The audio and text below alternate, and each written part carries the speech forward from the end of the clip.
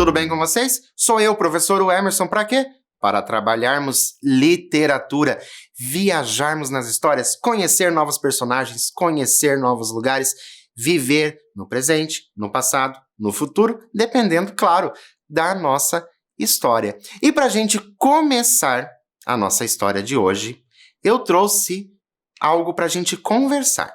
Você já aprendeu algo sozinho? Você já aprendeu algo sozinha?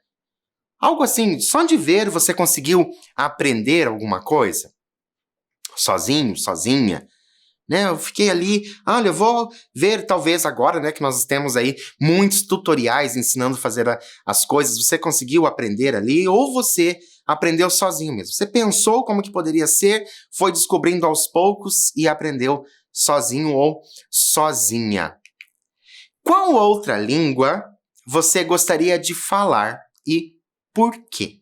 Então, qual outra língua você gostaria de falar? A gente já fala o português, óbvio, mas qual outra língua você gostaria de falar e por que você gostaria de falar essa outra língua? Ah, porque é uma língua famosa, uma língua que ou grande parte do mundo fala. Ah, porque eu gosto muito de assistir ou ler coisas dessa outra língua. Então, a gente tem um motivo, né, para aprender alguma coisa. Então, será que você já aprendeu uma língua sozinho? Pensando ali, você foi bem autodidata e, eu quero aprender tal língua, e você começou a estudar sozinho e conseguiu aprender essa outra língua. Isso é bem interessante e é possível, sim, você aprender uma outra língua sozinho. Mas por que a gente está falando tudo isso? Porque nós vamos falar de uma história de um autor muito importante para o Brasil. É um autor brasileiro de extrema importância para o Brasil. Professor, eu já acho que eu já sei qual é esse autor que você vai falar. Espero que você realmente saiba. Olha só, trouxe para vocês o nosso autor chamado Lima Barreto. Quero que vocês prestem bastante atenção na data de 1800, não está errado não, é 1881 a 1922. O escritor Lima Barreto, o nome dele é Afonso Henriques de Lima Barreto, esse é o nome completo dele. Nasceu em 13 de maio de 1881, bastante tempo, né? Na cidade do Rio de Janeiro. Era negro e de família pobre. Sua avó materna, a Geraldina Leocádia da Conceição, foi uma escrava alforriada. Sua mãe era professora primária e morreu de tuberculose quando Lima Barreto tinha 6 anos. Seu pai era tipógrafo, porém sofria de doença mental. Nessa época, lá no início, né, nesses séculos aí, nós tínhamos bastante as mortes por tuberculose. Havia também bastante dessas doenças consideradas doenças mentais, então acontecia bastante isso. O autor, no entanto, tinha um padrinho com posses. Olha só que importante. Ele era pobre, lembram? Ele era pobre, mas ele tinha um padrinho com posses, que era o Visconde de Ouro Preto, que faleceu no ano de 1912, o que permitiu que o escritor estudasse no Colégio Pedro II, lá no Rio de Janeiro, Colégio Pedro II, uma das escolas mais importantes do Brasil. Depois, ingressou na Escola Politécnica, mas não concluiu o curso de engenharia, pois precisava trabalhar, uma realidade que a gente ainda percebe. Em 1903, fez concurso e foi aprovado para atuar junto à diretoria do expediente da Secretaria da Guerra. Assim, concomitantemente, ou seja, junto ao trabalho como funcionário público, escrevia os seus textos literários. O Homem que Sabia Javanês. É um texto lá do ano de 1911. Será que quando você colocou que você gostaria de aprender outra língua, você pensou em javanês? Em aprender os javanês? Porque nosso personagem de hoje, ele é um homem que sabia javanês. Escrito por Lima Barreto, publicado pela primeira vez no ano de 1911. E volto a dizer para vocês a seguinte coisa. Nós vamos encontrar palavras que nós não estamos acostumados, né? Já não faz mais parte do nosso vocabulário, são palavras que caíram em desuso. Mas eu peço para que vocês não se preocupem com isso. Procurem compreender pelo contexto da história. Se você consegue compreender aquela palavra pelo contexto, sem a necessidade de ficar pesquisando qual é o significado, porque muitas vezes a gente está fazendo a leitura, principalmente quando a gente fala desses textos que são mais canônicos, né, que são textos dessa literatura brasileira mais antiga, quando a gente fala desses textos, a gente vai se deparar com algumas palavras que a gente realmente não conhece, e quando a gente para a leitura para pesquisar aquela palavra, pode ser que a gente já se desanime do texto. Então é interessante que vocês procurem entender pelo contexto. Claro que em algumas situações é necessário realmente você entender aquela palavra, porque faz toda a diferença para a história. Mas normalmente, é uma vez ou outra que isso vai acontecer. A gente consegue sim entender pelo contexto. Então eu já aviso vocês que vai aparecer umas palavras que talvez vocês não conheçam, mas não precisam se preocupar, que isso não vai impedir você de entender e se divertir com esse texto, O Homem que Sabia Javanês. Por que eu estou falando se divertir? Olha só, esse texto, O Homem que Sabia Javanês, como ele é tão antigo, ele já está em domínio público. Então você pesquisa, você vai encontrar no domínio público, então as pessoas podem publicar esse texto porque ele está em domínio público. Mas ele também está nesse livro aqui, 100 Melhores Contos de Humor. Olha só, então a gente sabe que vai se tratar de um texto de humor. E nesse aqui, nesta obra aqui, eu tenho os 100 melhores contos da literatura universal. Então é a reunião de vários contos, do mundo todo. E claro que não poderia faltar quem? Não poderia faltar os brasileiros, porque nós temos excelentes escritores aqui no nosso país. Mas afinal, vamos parar de enrolação e vamos saber sobre o homem que sabia javanês? Então, acompanhem comigo a leitura e espero que vocês se divirtam claramente. Em uma confeitaria, certa vez, ao meu amigo Castro, contava eu as partidas que havia pregado, as convicções e as respeitabilidades para poder viver. Houve mesmo uma dada ocasião, quando estive em Manaus, em que fui obrigado a esconder a minha qualidade de bacharel para mais confiança obter dos clientes que afluíam ao meu escritório de feiticeiro e adivinho. Olha só, já o nosso personagem, como ele está agindo. Contava eu isso. O meu amigo ouvia-me calado, embevecido, gostando daquele meu Gil Blas vivido, até que, em uma pausa da conversa, ao esgotarmos os copos, observou a esmo. Tens levado uma vida bem engraçada, Castelo. Só assim se pode viver. Isto de uma ocupação única, sair de casa a certas horas, voltar a outras, aborrece, não achas? Não sei como me tenho aguentado lá, no consulado. Cansa-se, mas não é disso que me admiro. O que me admira é que tens corrido tantas aventuras aqui neste Brasil pitoresco. E agora? Sabendo do título, O Homem que Sabia Javanês. A gente já sabe que javanês é uma língua, ok? Então, O Homem que Sabia Javanês. Quais hipóteses podemos levantar a respeito das aventuras? Lembra que o amigo falou das aventuras dele? Então, quais hipóteses nós podemos levantar a respeito das aventuras vividas por Castelo? Castelo é o homem que está contando a história. Eu vou dar um tempo para você pensar, levantar essas hipóteses, podem ser inúmeras hipóteses, ok? Mas lembrem-se, tem alguma coisa relacionada à linguagem, ok?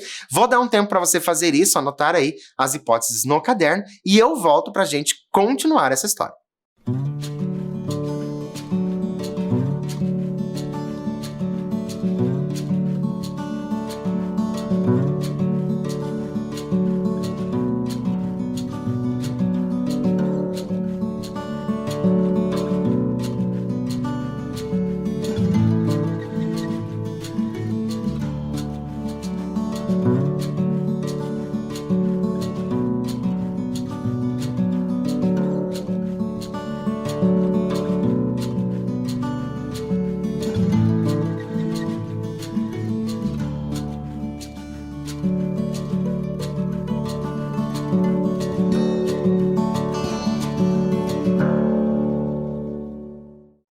Então, quais foram as hipóteses que vocês colocaram aí das aventuras vividas, né, pelo homem que sabia javanês? Lembrando que está onde? Está aqui nos 100 melhores contos de humor. Então, a gente sabe que vai ter uma relação de humor.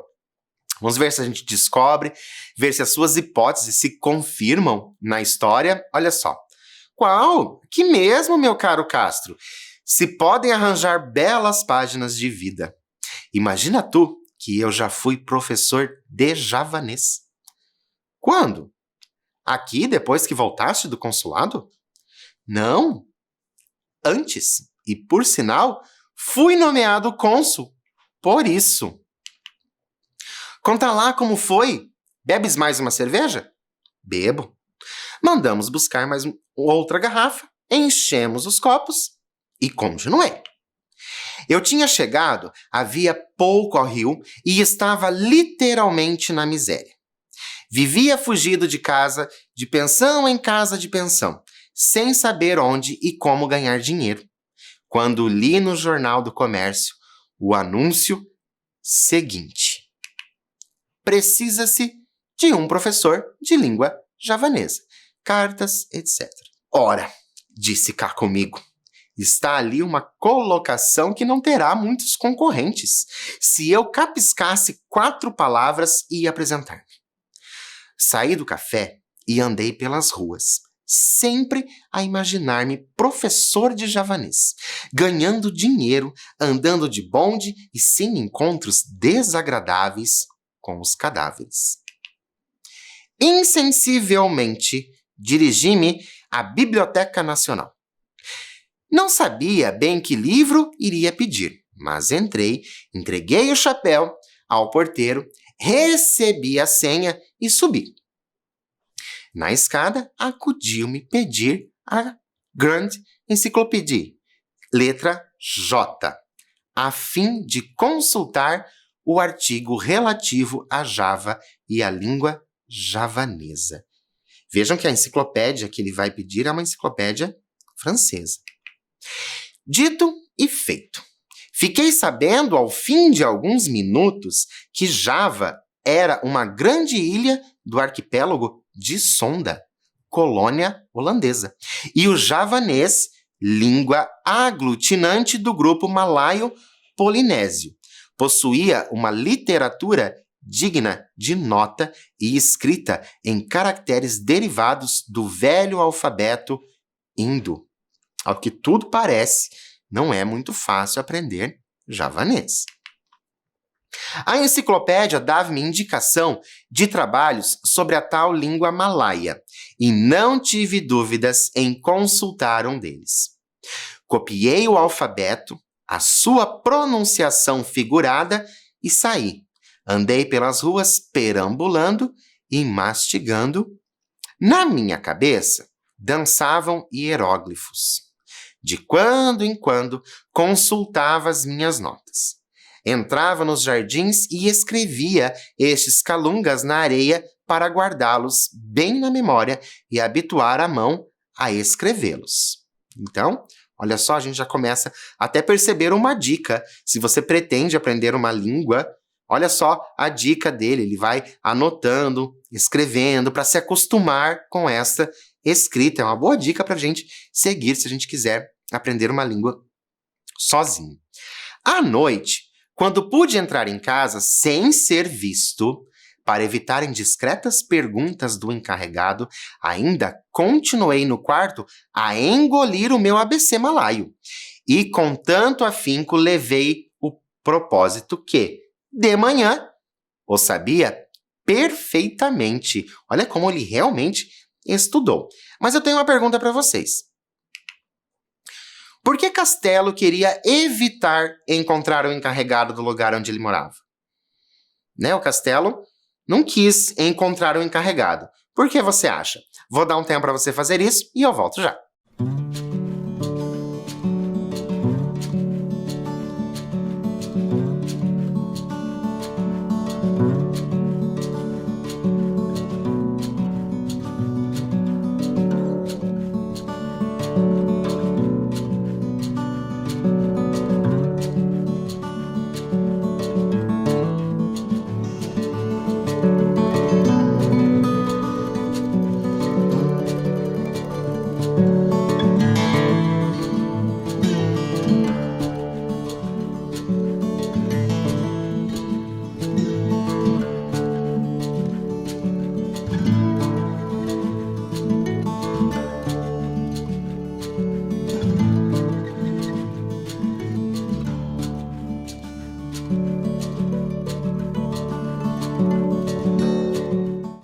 Então, por que você acha que o castelo não queria encontrar o encarregado? Será que o castelo aprontou alguma coisa e não podia encontrar o encarregado? O que você marcou aí?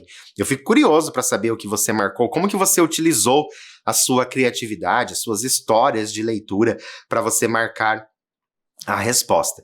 E vamos tentar descobrir por que o castelo não queria encontrar o encarregado? Convenci-me que aquela era a língua mais fácil do mundo e saí, mas não tão cedo que não me encontrasse com o encarregado dos aluguéis dos cômodos. Senhor Castelo, quando salda sua conta? Respondi-lhe então, eu, com a mais encantadora esperança. Breve, espere um pouco, tenha paciência. Vou ser nomeado professor de javanês. E por aí o homem interrompeu-me. Que diabo vem a ser isso, senhor Castelo? Gostei da diversão e ataquei o patriotismo do homem. É uma língua que se fala lá pelas bandas do Timor. Sabe onde é? Oh, alma ingênua! O homem esqueceu-se da minha dívida e disse-me com aquele falar forte dos portugueses. Eu cá por mim não sei bem, mas ouvi dizer que são umas terras que temos lá para os lados de Macau. E o senhor sabe disso, senhor Castelo? Animado com esta saída feliz que me deu o javanês, voltei a procurar o anúncio. Lá estava ele. Resolvi animosamente propor-me ao professorado do idioma oceânico. Redigi a resposta, passei pelo jornal e lá deixei a carta. Em seguida, voltei à biblioteca e continuei os meus estudos de javanês. Conseguem perceber como o Castelo ele está empenhado realmente em aprender o javanês, né? Ele enviou a carta dizendo que poderia ser um desses professores de javanês, mas não era só emprego. Ele também se propôs a voltar à biblioteca e aprender ainda mais o javanês, porque ele já estava considerando ali uma língua fácil, porque ele sabia o alfabeto. Não fiz grandes progressos nesse dia. Não sei se por julgar o alfabeto javanês o único saber necessário a um professor de língua malaia, ou se por ter me empenhado mais na bibliografia e história literária do idioma que ia ensinar. Ao cabo de 2 dias, recebia eu uma carta para ir falar ao doutor Manuel Feliciano Soares Albernaz, barão de Jacuecanga, a Rua Conde de Bonfim. Não me recordo bem que número. É preciso não te esqueceres que, entre mentes, continuei estudando o meu malaio, isto é, o tal javanês. Além do alfabeto, fiquei sabendo o nome de alguns autores. Também perguntar e responder. Como está o senhor? E 2 ou 3 regras de gramática. Lastrado todo esse saber com 20 palavras do léxico. Não imaginas as grandes dificuldades com que lutei para arranjar os 400 réis da viagem. É mais fácil, pode ficar certo, aprender o javanês. Fui a pé. Cheguei suadíssimo e, com maternal carinho, as anosas mangueiras que se perfilavam em alameda diante da casa do titular me receberam, me acolheram e me reconfortaram. Em toda a minha vida, foi o único momento em que cheguei a sentir a simpatia da natureza. Era uma casa enorme, que parecia estar deserta. Estava maltratada, mas não sei por que me veio pensar que nesse maltratamento havia mais desleixo e cansaço de viver que mesmo pobreza. Devia haver anos que não era pintada. As paredes descascavam e os beirais do telhado daquelas telhas vidradas de outros tempos estavam desguarnecidos aqui e ali, como dentaduras decadentes ou mal cuidadas. Olhei um pouco o jardim e vi a pujança vingativa com que a tiririca e o carrapicho tinham expulsado os tinhorões e as begônias. Os crótons continuavam, porém, a viver com a sua folhagem de cores mortiças. Bati. Custaram-me a abrir. Veio por fim um antigo preto africano, cujas barbas e cabelo de algodão davam à sua fisionomia uma aguda impressão de velhice, doçura e sofrimento. Na sala havia uma galeria de retratos. Arrogantes senhores de barba em colar se perfilavam enquadrados em imensas molduras douradas e doces perfis de senhoras em bandós. Só para vocês saberem, o bandós é um penteado, tá? Penteado do cabelo dessas senhoras.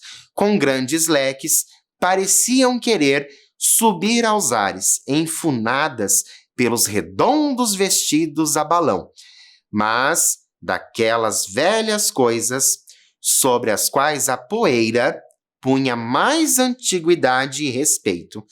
A que gostei mais de ver foi um belo jarrão de porcelana da China ou da Índia, como se diz.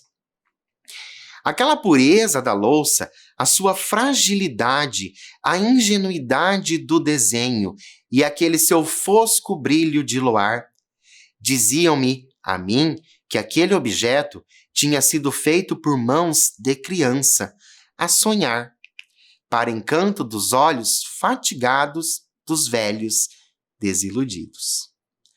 Esperei um instante o dono da casa. Tardou um pouco, um tanto trôpego, com o lenço de alcobaça na mão, tomando veneravelmente o Simonte de antanho, foi cheio de respeito que o vi chegar. Tive vontade de ir-me embora.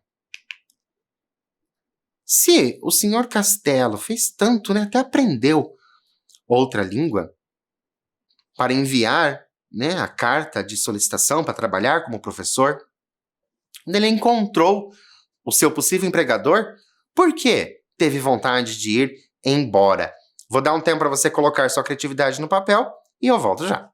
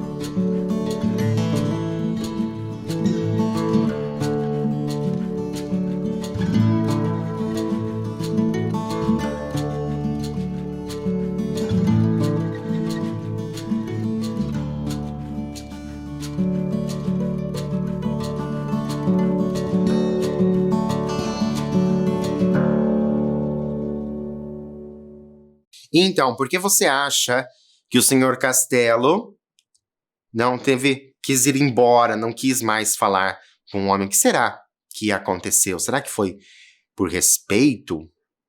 Será que ele ficou com medo de descobrirem que ele não era professor de javanês? Vamos ver se a gente descobre no decorrer da nossa história.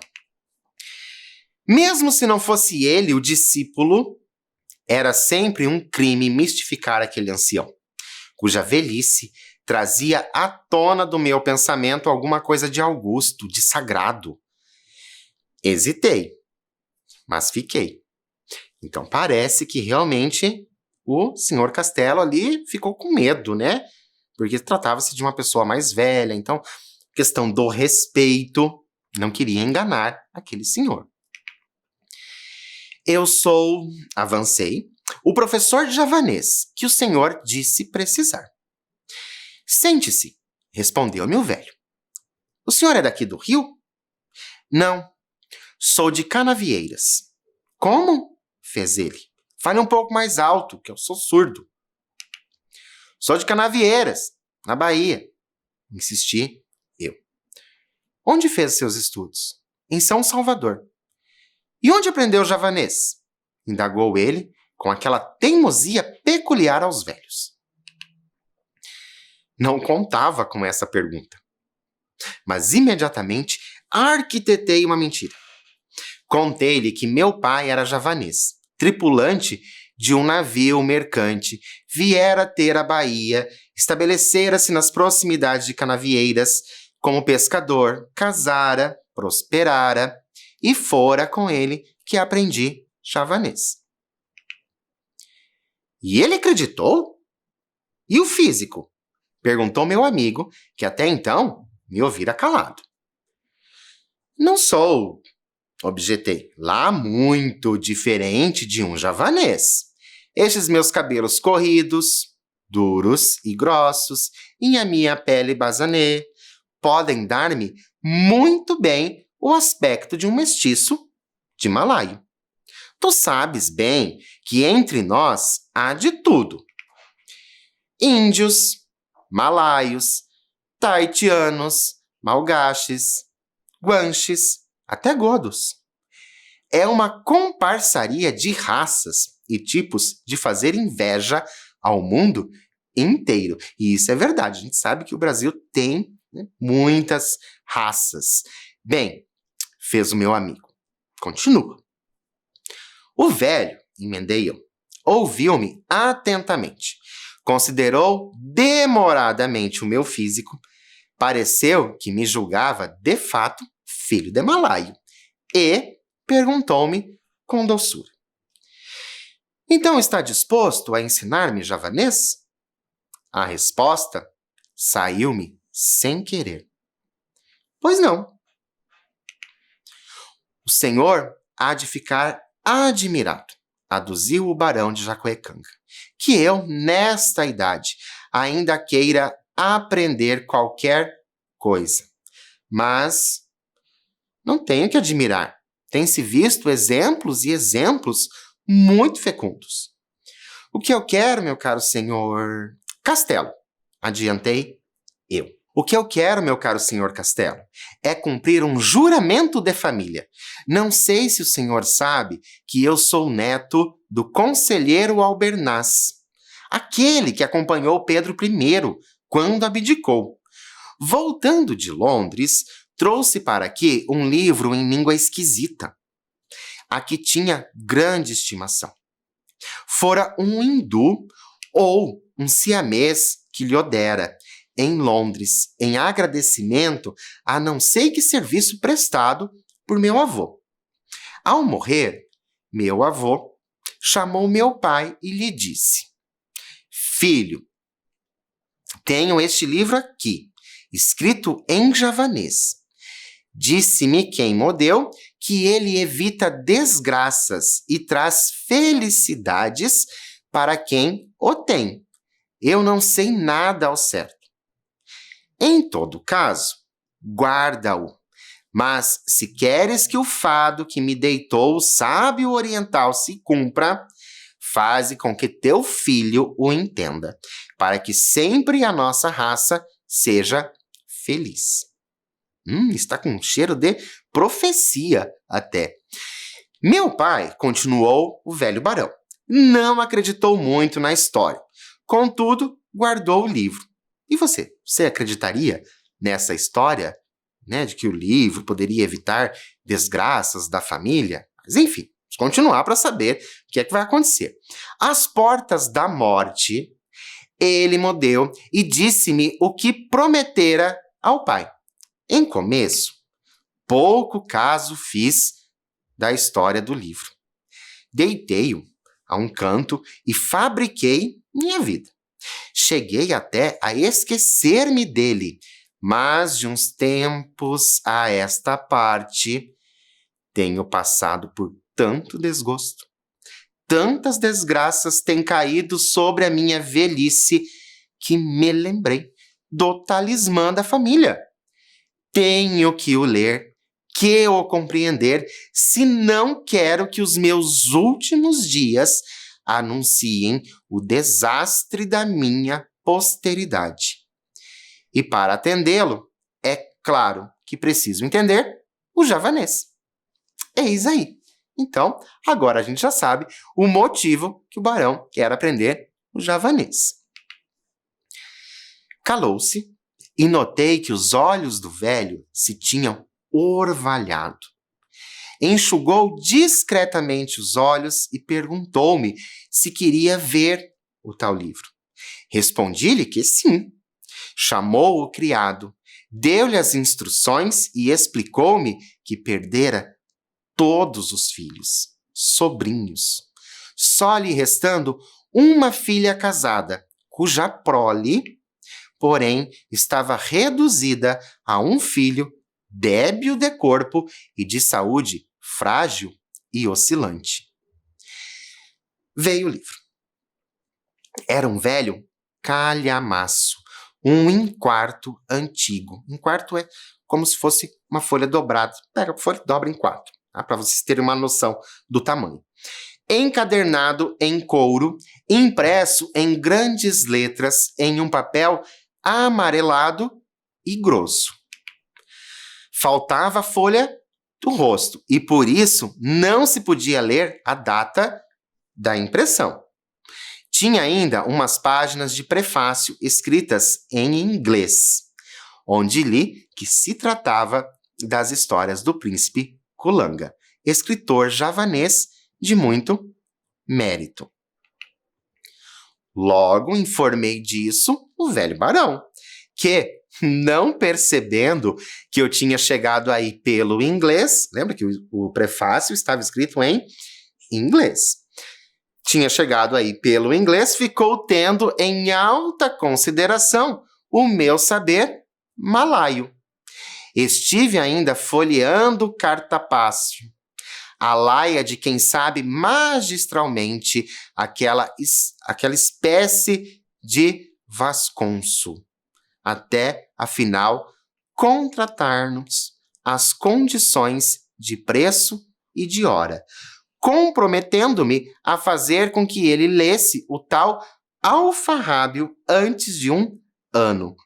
Perceberam como o autor ele não utiliza só a palavra livro, ele vai mudando, né, colocando outros substantivos para substituir a palavra livro, mas, como eu disse para vocês lá no início, perfeitamente a gente consegue compreender que se trata do livro. Dentro em pouco, dava a minha primeira lição, mas o velho não foi tão diligente quanto eu. Não conseguia aprender a distinguir e a escrever nem sequer 4 letras. Enfim, com metade do alfabeto, levamos um mês e o senhor barão de Jacuecanga não ficou lá muito senhor da matéria. Aprendia e desaprendia. A filha e o genro, penso que até aí nada sabiam da história do livro, vieram a ter notícias do estudo do velho. Não se incomodaram. Acharam graça e julgaram a coisa boa para distraí-lo. Mas com o que tu vais ficar assombrado, meu caro Castro, é com a admiração que o genro ficou tendo pelo professor de javanês. Que coisa única! Ele não se cansava de repetir. É um assombro tão moço, se eu soubesse isso, aonde estava? O marido de Dona Maria da Glória, assim se chamava a filha do barão, era desembargador, homem relacionado e poderoso, mas não se pejava em mostrar diante de todo mundo a sua admiração pelo meu javanês. Por outro lado, o barão estava contentíssimo.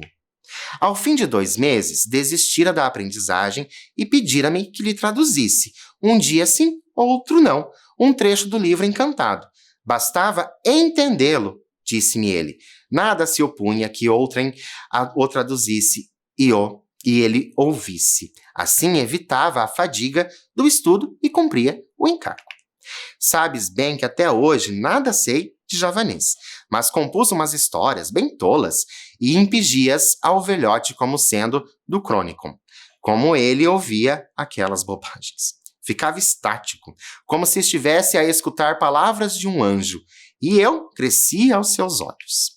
Fez-me morar em sua casa, enchia-me de presentes, aumentava-me o ordenado, passava, enfim, uma vida regalada. Contribuiu muito para isso o fato de vir ele a receber uma herança de um seu parente esquecido que vivia em Portugal. O bom velho atribuiu a coisa ao meu javanês, e eu estive quase a crê-lo também. Fui perdendo os remorsos, mas, em todo caso, sempre tive medo que me aparecesse pela frente alguém que soubesse o tal patuá malaio. E esse meu temor foi grande quando o doce barão me mandou com uma carta ao Visconde de Caruru, para que me fizesse entrar na diplomacia. Fiz-lhe todas as objeções, a minha fealdade, a falta de elegância, o meu aspecto tagalo, qual retrucava ele. Vá, menino, você sabe javanês. Fui. Mandou-me o Visconde para a Secretaria dos Estrangeiros com diversas recomendações. Foi um sucesso. O diretor chamou os chefes de seção. Vejam só, um homem que sabe javanês. Que portento! Os chefes de seção levaram-me aos oficiais e amanuenses, e houve um destes que me olhou mais com ódio do que com inveja ou admiração. E todos diziam, então sabe javanês? É difícil? Não há quem o saiba aqui. Agora, por que será que a pessoa olhava para ele, para o castelo, com ódio? Vou dar um tempo para você pensar a esse respeito e eu já volto para a gente continuar.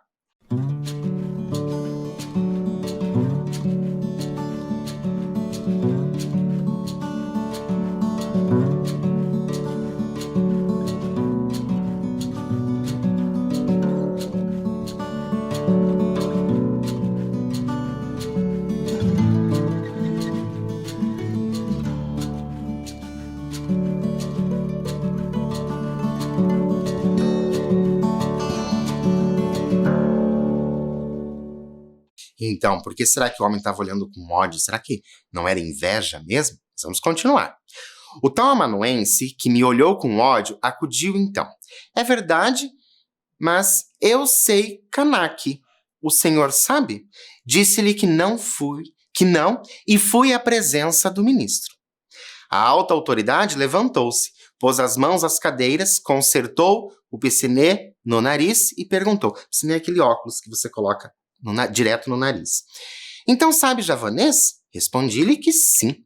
E a sua pergunta, onde eu tinha aprendido, contei-lhe a história do tal pai javanês. Bem, disse-me o ministro, o senhor não deve ir para a diplomacia. O seu físico não se presta. O bom seria um consulado na Ásia ou Oceania. Por ora, não há vaga, mas vou fazer uma reforma e o senhor entrará. De hoje em diante, porém, fica adido ao meu ministério e que quero que, para o ano, parta para Bali, onde vai representar o Brasil no Congresso de Linguística. Estude, leia o Rovelack, o Max Miller e outros. Imagina tu que eu até aí nada sabia de javanês, mas estava empregado e iria representar o Brasil em um congresso de sábios. O velho barão veio a morrer. Passou o livro ao genro para que o fizesse chegar ao neto quando tivesse a idade conveniente e fez-me uma deixa no testamento. Pus-me com afã no estudo das línguas malaio-polinésias, mas não havia meio. Bem jantado, bem vestido, bem dormido, não tinha a energia necessária para fazer entrar na cachola aquelas coisas esquisitas. Comprei livros, assinei revistas. Revue Anthropologique et Linguistique, Proceeding of the English Oceanic Association, Arquivo Glotológico Italiano, o diabo, mais nada. E a minha fama crescia. Na rua, os informados apontavam-me dizendo aos outros, lá vai o sujeito que sabe javanês. Nas livrarias, os gramáticos consultavam-me sobre a colocação dos pronomes no tal jargão das ilhas de Sonda. Recebia cartas dos eruditos do interior, Os jornais citavam o meu saber e recusei a aceitar uma turma de alunos sequiosos de entenderem o tal javanês. A convite da redação, escrevi no Jornal do Comércio um artigo de 4 colunas sobre a literatura javanesa antiga e moderna. Como se tu nada sabias, interrompeu-me o atento Castro.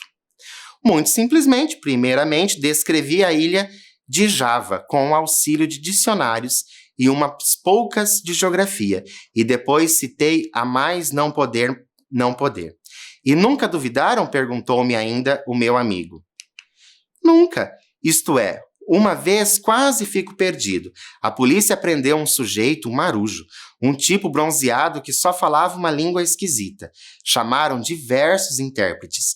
Ninguém o entendia. Fui também chamado com todos os respeitos que a minha sabedoria merecia naturalmente. Demorei-me em ir, mas fui afinal. O homem já estava solto, graças à intervenção do cônsul holandês, a quem ele se fez compreender com meia dúzia de palavras holandesas. E o tal marujo era javanês. Uf! Chegou, enfim, a época do congresso, e lá fui para a Europa. Que delícia! Assisti à inauguração e às sessões preparatórias, inscreveram-me na sessão do Tupi-Guarani e eu abalei para Paris. Antes, porém, fiz publicar no Mensageiro do Bali o meu retrato, notas bibliográficas e biográficas. Quando voltei, o presidente pediu-me desculpas por me ter dado aquela sessão.